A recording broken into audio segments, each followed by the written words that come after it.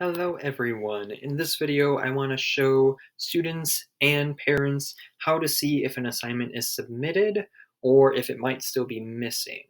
So if we go into one of our classrooms, again looking at our life science in this case, if we know what assignment we specifically want to look at, we can probably find it in the stream section or in the classwork section, right? So in this case, we have our homework.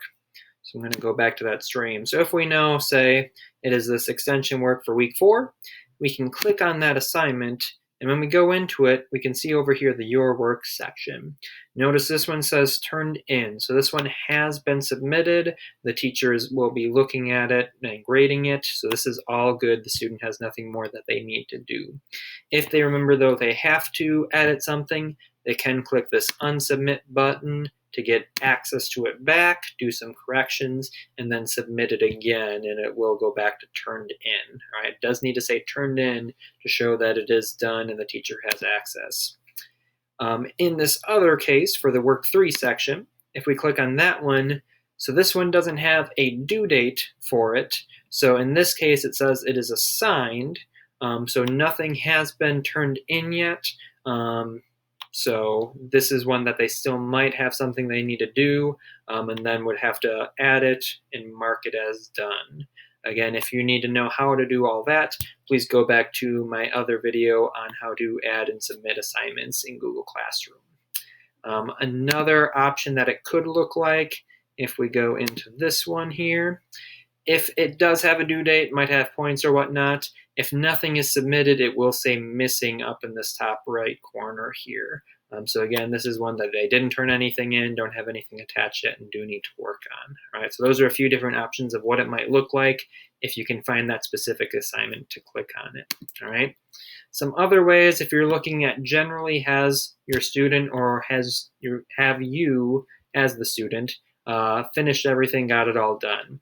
So you can, again, go over here to this upcoming section. It'll show you if stuff is due soon, but you can click on this view all to see all the assignments there. All right, so again, it goes in order of most recent to the oldest stuff down here. And so we can see this one's turned in. These ones were assigned but don't have due dates here. This one was turned in. It was assigned or turned in late, so it shows that. And see here we have these missing ones. They're in red to really pop out to remind you still need to get them in. All right, so that would be one way you could look at it. Again, remember you can organize them into certain sections for all things assigned. Any that have been returned would pop up in here. And then just ones that have due dates that are still missing would be that last section, all right?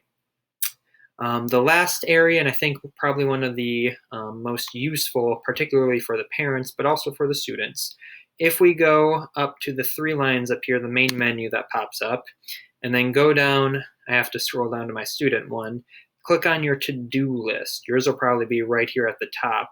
These are for my classes I teach, though. So I'm going to click on the to-do list here, and this one will then show you all the assignments that you still have to do, right? So these top ones are ones that are missing that had due dates, and then it separates out the ones that didn't have due dates but still keeps them on here, right? So these are all things that haven't been turned in that the student would still need to work on. The ones that are done, you can click over here on the Done tab, and those will pop up as well. And it also separates these by due date, and then if they don't have any due date, it'll probably keep all those ones together as well.